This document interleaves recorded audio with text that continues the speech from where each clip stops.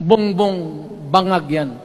Kayo, nagpasok sa Congress, eleksyon, nanalo, Seiko, paglabas niyan, pagkatapos, Rolex na. Pumunta ng Malacanang, nakatamaraw, paglabas niyan, nagka-Mercedes-Benz. Busog kayo lahat. Tingnan ninyo yung mga bahay noon ng mga congressman at tingnan ninyo ngayon kung ano kayaman sila, lalo na yung mga bahay nila sa Maynila. Wala kayong masabi sa akin. Alam mo bakit diretsahan ako magsalita? Inipahat, wala ako. Paglabas ko sa Malacanang, lipad ako dito. Pumunta ako sa bahay ko para mag-retire.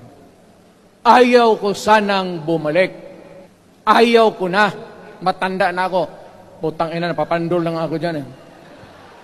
Putang ina. Huwag kayong magpaloko. Alam mo, Parliament, ang ambisyon niyan, karamihan galing kay Lisa Marcos pati kay Romualdez. Bongbong bangag yan. That's why sinasabi ko na sa inyo ngayon, si Bongbong Marcos bangag noon, ngayong presidente na bangag natin ang presidente. Kayong mga military, alam ninyo yan. Lalo na yung nasa Malacanang. Alam ninyo, the armed forces of the Philippines, alam ninyo, may drug addict tayo na presidente, putang inang yan. Ayun ang, bakit ako nagkaroon ng kaso ng ICC?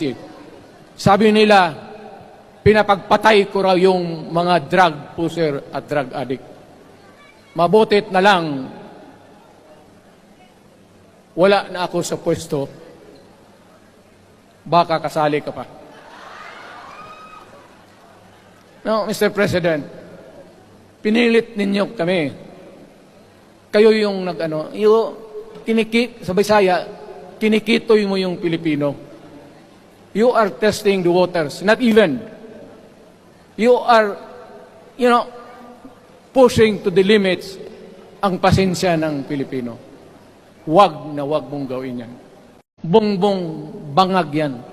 Kayo, nagpasok sa Congress, eleksyon, nanalo, Seiko, paglabas niyan, pagkatapos, Rolex na. Pumunta ng Malacanang, nakatamaraw, paglabas niyan, nagka-Mercedes-Benz. Busog kayo lahat. Tingnan ninyo yung mga bahay noon ng mga congressman at tingnan ninyo ngayon kung ano kayaman sila, lalo na yung mga bahay nila sa Maynila. Wala kayong masabi sa akin. Alam mo bakit diretsahan ako magsalita? Inipahat, wala ako. Paglabas ko sa Malacanang, lipad ako dito. Pumunta ako sa bahay ko para mag-retire. Ayaw ko sanang bumalik. Ayaw ko na. Matanda na ako. Putang ina, napapandol lang ako dyan. Putang ina. Huwag kayong magpaloko. Alam mo, Parliament, ang ambisyon niyan, karamihan galing kay Lisa Marcos pati kay Romualdez. Bongbong bangag yan. That's why sinasabi ko na sa inyo ngayon, si Bongbong Marcos bangag noon, ngayong presidente na bangag natin ang presidente. Kayong mga military, alam ninyo yan. Lalo na yung nasa Malacanang.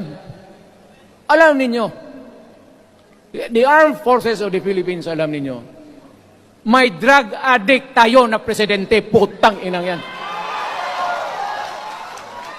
Ayun ang, bakit ako nagkaroon ng kaso ng ICC? Sabi nila, pinapagpatay ko raw yung mga drug pusher at drug addict. Mabutit na lang, wala na ako sa pwesto, baka kasali ka pa. No, Mr. President, pinilit ninyo kami. Kayo yung sa Bisaya, kinikitoy mo yung Pilipino. You are testing the waters. Not even. You are, pushing to the limits ang pasensya ng Pilipino. Wag na wag mong gawin yan.